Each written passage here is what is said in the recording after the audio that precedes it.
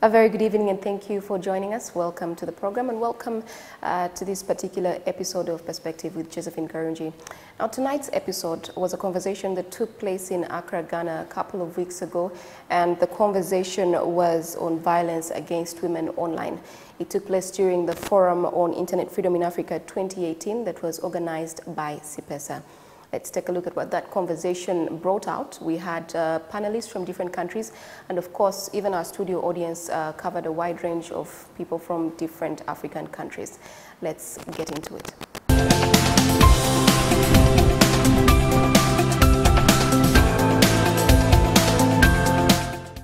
So by show of hands, how many of us have thought about going offline because of the abuse that we found online?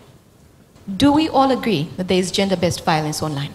In my country, Botswana, we have a problem with a lot of men, especially young men and men who are not married, who do not easily take no for an answer. When a woman says that a relationship is over, a lot of young men don't take kindly to that. So they would harass the woman online or harass her physically, kill her, and then hang themselves a lot of times. This doesn't happen amongst married people. Quite often you find that is the boyfriend who is more controlling and more violent, and ladies seem to be more fearful of these young men. Even in women who are married, who happen to find themselves in extramarital relationships, you find that they fear these young men more than they fear their husbands. So you have high cases of people publishing pictures of ladies with whom they've had relationships and the relationships are over, very compromising pictures. And sometimes these women may end up secluding themselves away from society, ostracizing themselves because they feel shamed naturally, because their nakedness has been exposed, or in some cases they commit suicide. And government has as a result come up with legislation called the Cybercrime and Computer-Related Crimes Act 2017 to deal with such issues.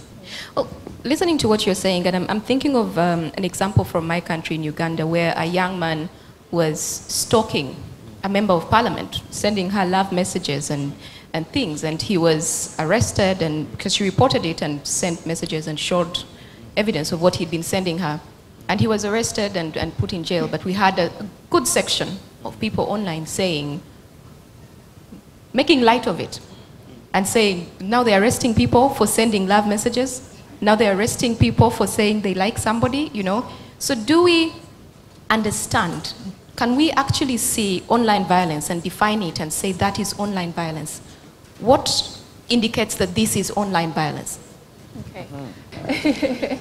It's interesting that he talks about law, because in my country it's interesting because just 2 weeks ago we're coming from a situation where two different gentlemen were arrested. One in particular was circulating a video that he had taken with this woman who must have had a private relationship with him, and that video went viral on social media. Of course, people were asking for it in WhatsApp groups, and so it was spreading very quickly, and he was arrested and charged with circulating pornographic material. And then just a few days after that, we had another gentleman who, so there's these groups on Facebook that have been formed that entice people to send pictures, and then they would get paid for those pictures. So they would get paid the equivalent of $10,000 US. So when these women these unsuspecting women sent these images to this gentleman, he then turned around and started blackmailing them. And unfortunately for them, they had given out their personal information, their addresses, the names of their husbands, phone numbers. So this gentleman had a lot of information on them that he could easily expose them, and he did. Fortunately, he was arrested. Another example is we had a man who was having his way with a young girl, a very young baby, less than 16 years old. She was rescued by passers-by who saw this gentleman trying to have his way with this child in the car. And unfortunately, they took a picture of this man with this child and posted it online. So the face of this child was circulating online. And what was shocking to me is that people then said, this child had a problem. Coming from a very immoral home, where are the parents? And nobody castigated this gentleman for having his way with a young child. So you see a lot of rape culture online, and for me that's another form of violence, because you're blaming a victim. How does a young child who's 15 years old take the hit from the society for being in that kind of a situation? So very quickly, the context of women's rights in Zambia has been that we've had organizations that have been pushing for women's rights in general. So we've seen some progress in that you have more women vying for public office, for example. But what that comes with is they're cyberbullied so much online as well, especially for the women who are in public office. And just last week we had a session where we engaged, some of these MPs were engaged, these ladies who are members of parliament were engaged.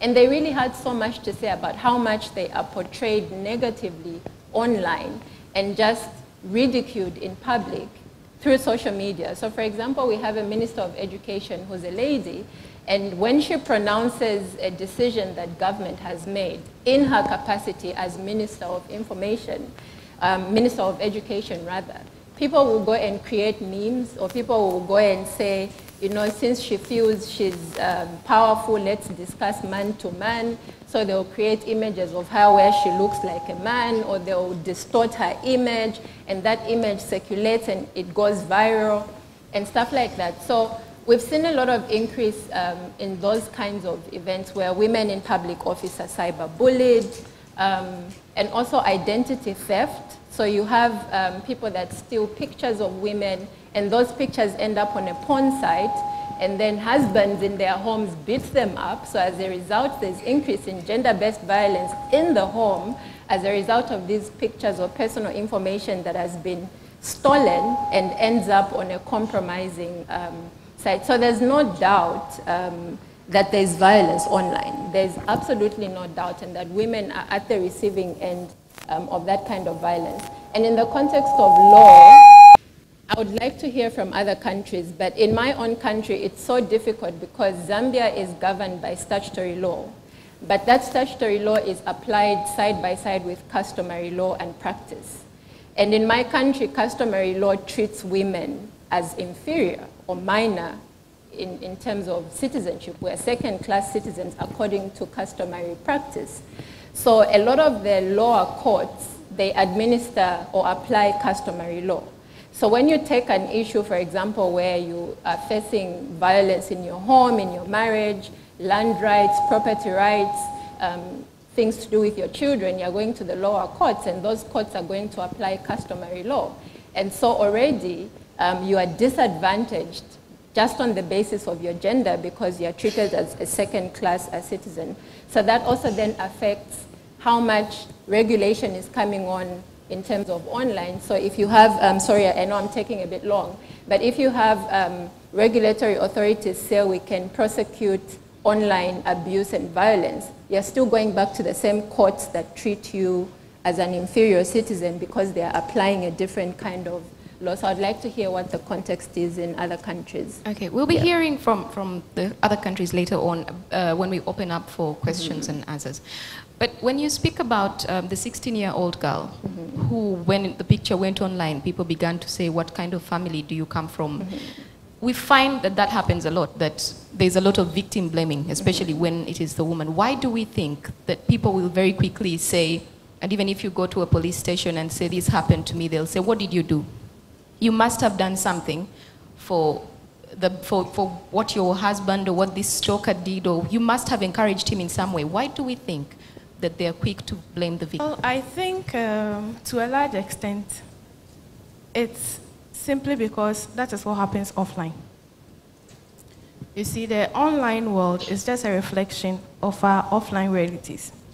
So if offline, women are seen as second-class citizens, women are seen as inferior, women are seen as nobodies, just helpmates or more like housekeepers and the like, that can be trampled upon anytime, any day, then you are likely to see these things also happening online. And so we get lots of the victims being blamed, and there's quite little that is said and done, because certainly someone caused it to happen. And if we can't blame the man, then automatically it's the woman, it's the girl who seduced, who wore something too short, who sent some seducing message or something, and for that reason, she is to blame. Okay. My main challenge with the issue of victimization is the trauma that the women go through. So the law can take its course. The person, the perpetrator, if we are lucky, can get penalized. But then what happens to the victim? What happens to the 16-year-old who is seen online with all her nudity? How does she feel? Who takes care of that emotional trauma that the person is going through? And usually you don't have some of these things being discussed. Also because in our part of the world, and particularly in Ghana, for instance, quite a number of the women's rights organizations are focused on offline issues. They are not working on online-related issues. So everything about domestic violence and the rest, you would have them talk about them and see how best they can advocate to get some redress. But then, because quite a number of them are not working on online issues, or they are not translating their work to the online world, whatever happens online, if you are fortunate, and we get some of the issues trending, and they are being discussed in mainstream media, then you can get them talk about that. Otherwise, it is left undiscussed, and the victim, like I said, is traumatized. And I think as we discuss some of these issues, the issue of victimization and the trauma that it comes with is something that we should be paying more attention to, because we usually discuss the challenges. We look to policy and the regulatory framework to get some solutions and some redress. But then what happens to that individual at the end of the day is not really addressed. And I think maybe we can get some ideas as to how to handle that aspect of the whole challenge of online violence against women.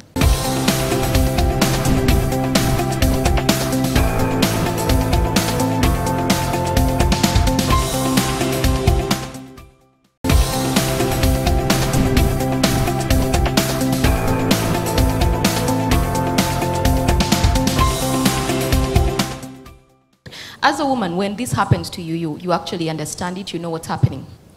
What happens when you tell your friends or when you tell your family that, look, this is do they understand? Or they laugh it off, or they tell you, calm down, it's nothing. Or they tell you, you know what, just get offline. And so that's really the same thing as when you go and report to somebody and they say, you know what, don't walk along that street at night anymore. Are these solutions? I wouldn't say they are not. To some extent, I mean, we all need information, we all need education, we all need sensitization. We need to know what we can avoid and what we can prevent. But then it is not enough to just narrate some of these issues to friends and family and then leave it there. For instance, in the baseline study that we did, that I mentioned, we found out that so many women were facing so many challenges online. And then the question that was posed to them was, so what do you do when you encounter any of these challenges? Some simply said, I go off the internet. Some who are a bit, let me say, digitally literate would say, I changed my password, or I closed that email account and I opened another one, or I closed that account, I opened another one. And some also reported saying they confronted the perpetrator up front. But then you also had some who said they reported to friends and family, and some said they did nothing. And in all the people that we talked to, not even one reported to a security agent. So I think we have to sensitize people. We have to educate people. We have to let them know what is right, what is wrong. And especially because it deals with women and girls. Sometimes there's the fear of the victimization, there's the general fear and intimidation that maybe our upbringing has brought about. So something happens to the girl and she's afraid because when she says it, she will be victimized and she would want to keep quiet. But if we continue to talk about these issues, not just in spaces like this, but also in mainstream media, write about them, talk about them, engage policymakers, discuss these issues, I think we'll make a headway. I wanted to say that we need to locate the abuse within a historical context, because most of our countries are patrilineal. So you find that the men dominate. Like in my culture, we have a saying that meaning that they are never led by a female one. They are talking about cattle. And this proverb means that women are not proper to lead. And you find that in our common law, which is Roman Dutch law, you find that in South Africa and neighboring countries. You find that under Roman Dutch law, a woman was regarded as a minor, right? Like for instance, for a long time in my country, a woman would not, if you are married, you wouldn't get a loan without the consent of your husband. You couldn't buy a car without the consent of your husband. And a lot of men use this as bargaining tools to oppress women, not treating them as equal partners in marriage. And that is why in 2004, the government of Botswana came up with a law abolishing marital power, which meant that now women no longer needed that consent, but were treated as equals in marriage. Yes, laws can do a lot. But I think one paradox is that gender violence online, just like gender violence offline, is invisible to the society. Many victims do not want to report. Many people do not want to others to know. And I think because of that, people think it's not taking place. When they report, they become the victim that we were talking about. And so they prefer to suffer in silence. And I think that what we need to do is to denormalize that situation and make it more visible. And in making it more visible, I think we have to understand the discourse that take place online. What is it people are saying about women online? What sort of words are they using? What impact do these words have on the way in which women use the internet and in the way in which women actually withdraw from the use of the internet? I think that for us, from our own perspective, was that it's important to understand that discourse. Important also because it also reflects discuss about ideology, about power relationship, and so forth. So how do you make it more visible? We try to understand what are the key words that are being used to describe women, to abuse women, to intimidate them, and so forth. And we thought that it's important to talk about the lexicon of gender-based violence online. What are those specific terms that if you can pick them, then even if people do not report, organizations that are interested can then monitor online to see who is abusing what, who is generating gender violence online, and so forth. And that we saw that you can see the way in which those words are used. Either women are generally seen as sex objects, either they are seen as people who shouldn't be here and therefore are being shouted out of the space, and therefore these voices are silenced and so forth, or they are objects that need to be controlled and so forth. And so you can study those words and phrases that are very common on the internet, and that you can then develop a program of monitoring and so forth. I think that it's also important to capture those words and phrases that are used, because sometimes other people use them not necessarily because they actually want to abuse women and so forth, but because they are not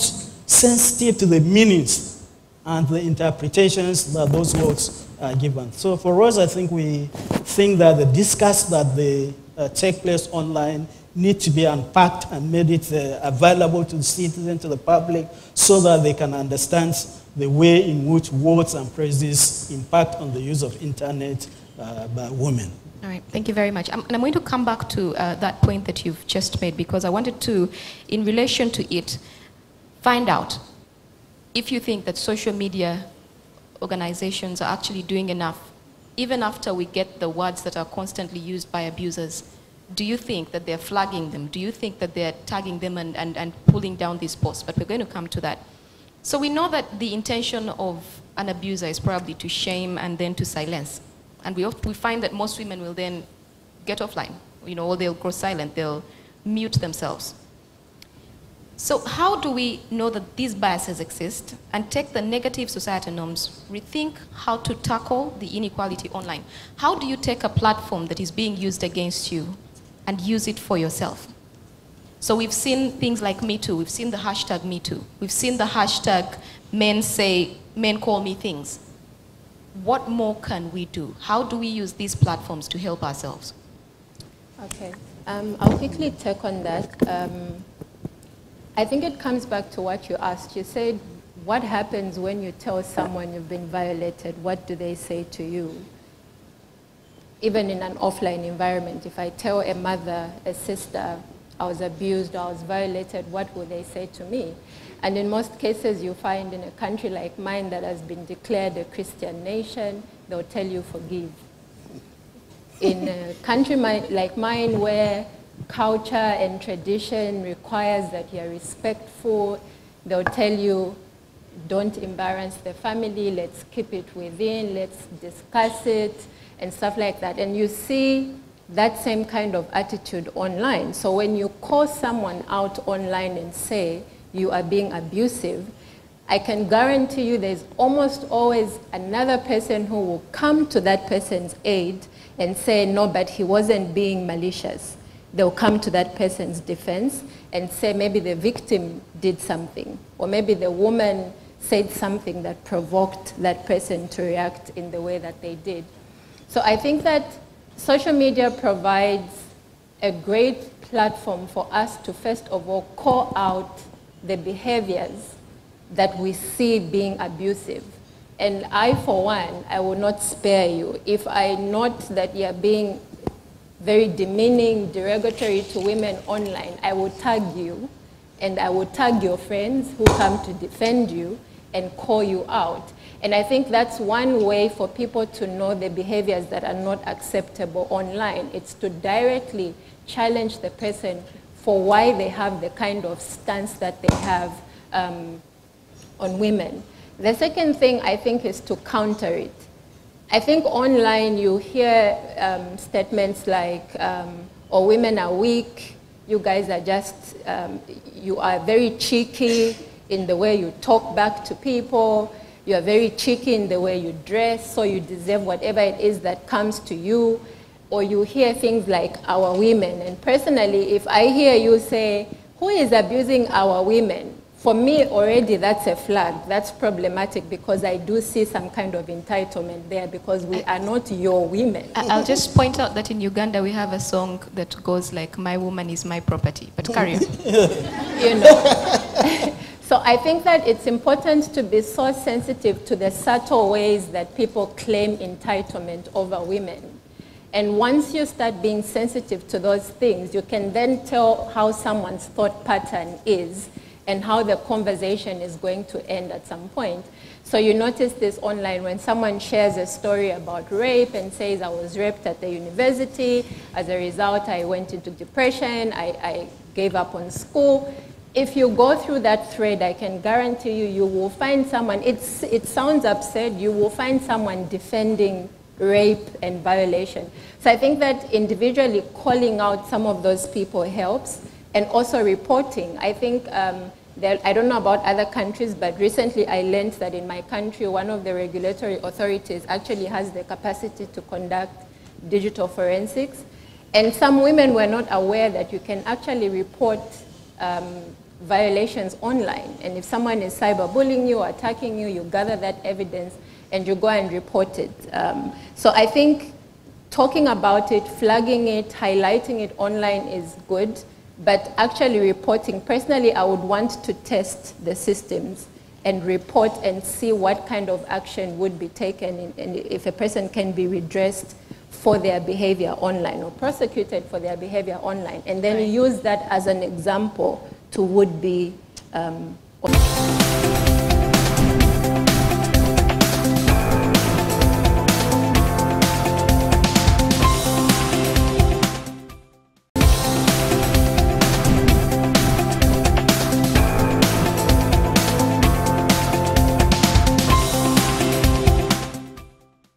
the law at all times tries to balance interests. It's not just protecting one interest, it has to balance the two competing interests. So it has to balance the interests of those who are offending and those who are offended. So you find that if you take a country like the US, for instance, where these companies are based, or whether it's Twitter or Facebook, you find that they're governed by the First Amendment. And they have to, first and foremost, they have to adhere to First Amendment requirements, which are quite strict. Like, for instance, there's more tolerance for hate speech in the US as compared to most jurisdictions, unless it's hate speech against a group. But most hate speech in America would be tolerated. So you find that that is the limitation. And again now, the traffic is too much. Imagine how much posts are generated every day online. You find that it's difficult even for these companies. We can say, are they doing enough? It's very difficult. That is why they resort to using robots to try to monitor what is being said. I think that's where his point then comes in. Yeah. We need to mark these keywords that are, yes. You wanted to say something? A lot of the words are not having universal meaning, and so they are context sensitive. They are also language specific, and so we need to really understand them in the context in which they are used. So even if you have robots doing that, it really requires a lot of work for the robot to understand the context in which they are being used. All right, let's take some comments and questions. Please say your name, what you do, where you come from, and then your question. I'm Nagaina Bela Sempala. I'm a member of parliament representing Kampala City in the Parliament of Uganda. Mine is about abuses in public office. You talked about it. Because I represent a capital city, most of my voters are very active on social media. So you'll comment about something that you talked about in parliament, and maybe political, maybe statement, and someone will point you a political prostitute. And for somebody who may not know that cowards are the ones who are most abusive when they are not seen. I recognize that these are cowards who want to bully a woman, especially that one in public office. There's somebody I responded to. And some women actually get out and abuse other women in positions of responsibility. A certain woman told me, you are a prostitute. And I said, it takes one prostitute to recognize another. No, because I give it to you, because I'll not be shamed from that space. And that's a decision most women should take. And another one, a man told to me about it, political prostitute. And I said, it takes a pimp to know who are prostitutes. You know, sometimes we need to be brave enough to talk back to them. And when they don't respond, because how will you run by blocking everyone? Some people don't know that you can tell them and say, next time, Facebook knows people like you. And there are buttons that were put for people like you. Next time you post, I'll use the button. So as women, we need to be very brave. These are spaces that we should not be taken away from. And it takes us to be brave. My name is Sawo Haida Mamenya. I work with the J Initiative. We are into digital literacy and safety for children and young people. Ghana. Yes, I was just listening, the blocking and all of that. And I want to bring us to this instruction on Facebook options. Facebook is a social network that we can connect on. But as much as possible, we need to use our heads when we are connecting. Gone were the days that Facebook came and everybody is connecting with people. Even Mormons are connecting with herbalists and all of that. But you have a friend request. You are not obliged online. We want to build a number of followings. So we just accept anything and everything as friends. And they end up abusing us in our own space. It's my space. It's your space. So take control. Don't accept everyone and anyone. And I think for Ghana, we are trying to make a case for self-regulation and co-regulation, because it's one of the key things that has to be done. We cannot be there and say, okay, let me do it by myself, or let Facebook do it by themselves, or social media networks doing it by themselves. It's a social responsibility. You have signed up. So be responsible, and they would also take up this. Thank you. I'm Sherilyn from the Legal Resources Center in South Africa. And my question frames largely around legislation to prevent online bullying and crimes that happen in the digital space. So currently, like online, we've noticed a huge trend with incidences such as revenge porn, so a disgruntled lover sharing photos of you, or incidences of nude images of children, such as child pornography. I want to know, are there any platforms or legal mechanisms that these people are, or victims are protected? And I speak solely on the basis of legislation in my country. The only legal mechanism we have to protect these victims is getting some sort of interdict to prevent this behavior from continuing. But that also means identifying this person, which at times when you have trolls is often difficult, or finding the source. There have been proposed legislations that have not been passed yet to make it a sexual offense. If you post a picture of me without consent, that is a sexual offense. If you post a picture of a child in a certain way, that is child pornography. So my question to the panel is, what do you propose for legislative reform in your country that's meaningful to victims and not any more traumatic?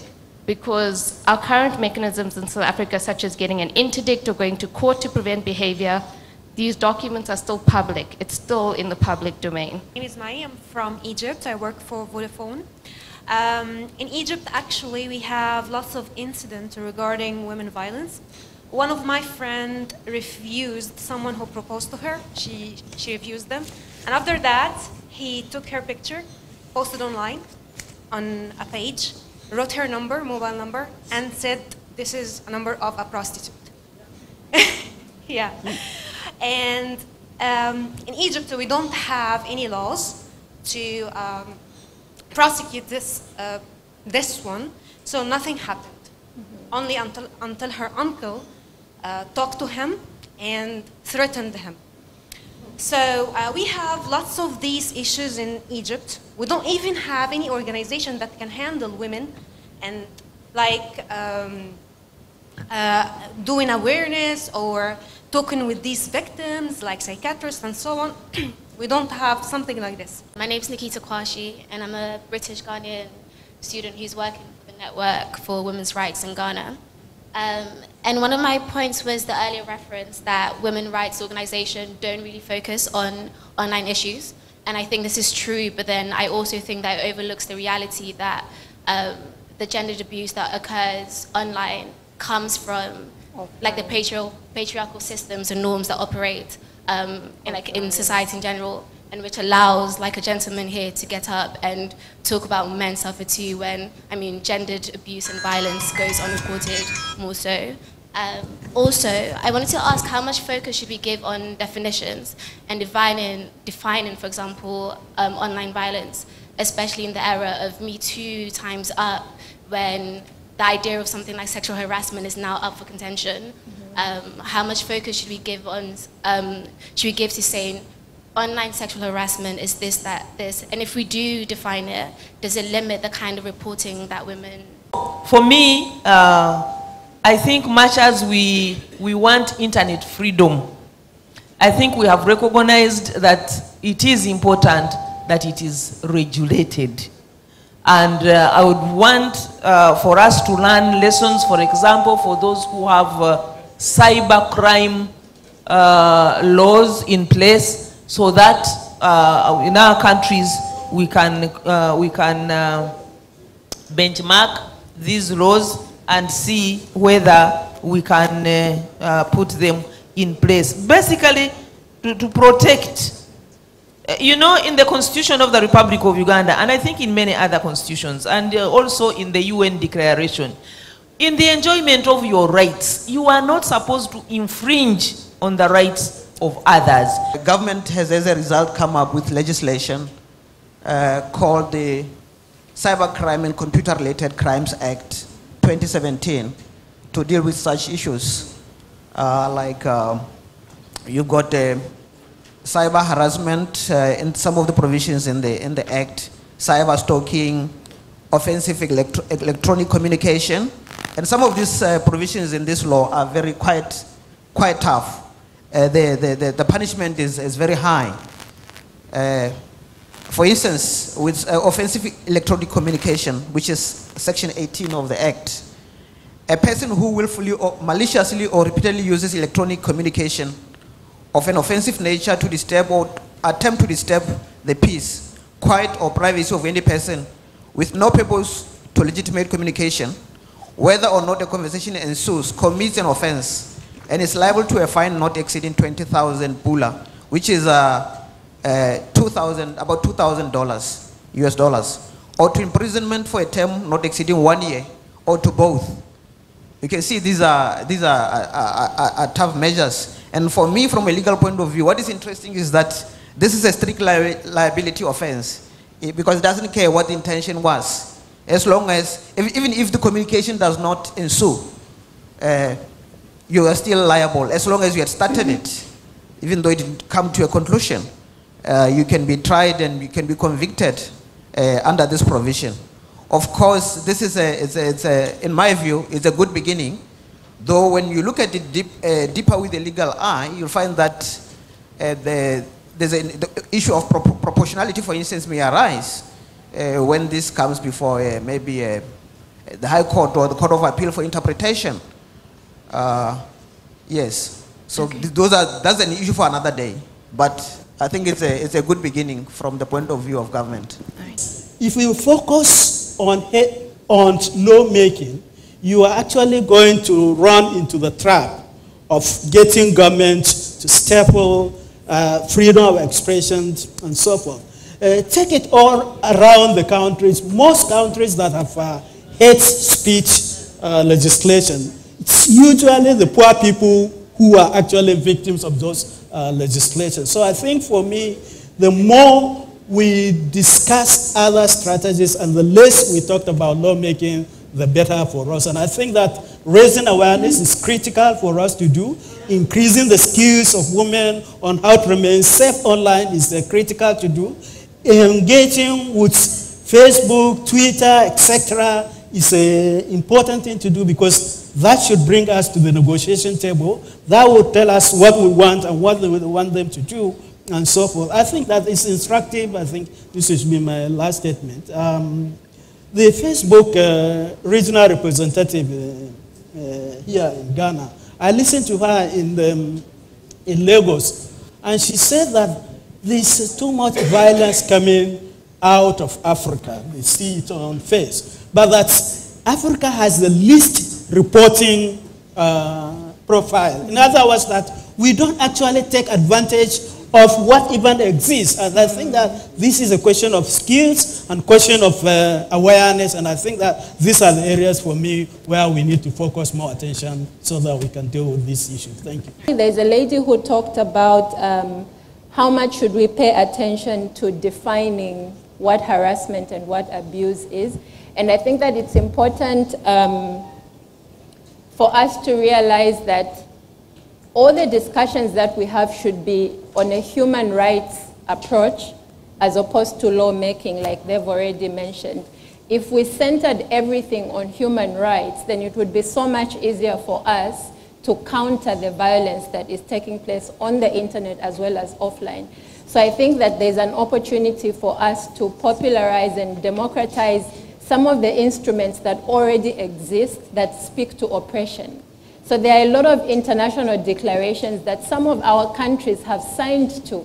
They are obligated to uphold some of those international declarations. But because we've not tapped into that and brought it to the awareness of people, they get away with some of those things. So I think my call to action walking away from this event is, as you go back home, let's all take time to find out what are the international agreements that your country is part of. How can you help democratize and popularize that onto the internet so that people are aware of the human rights that are violated online as well as offline.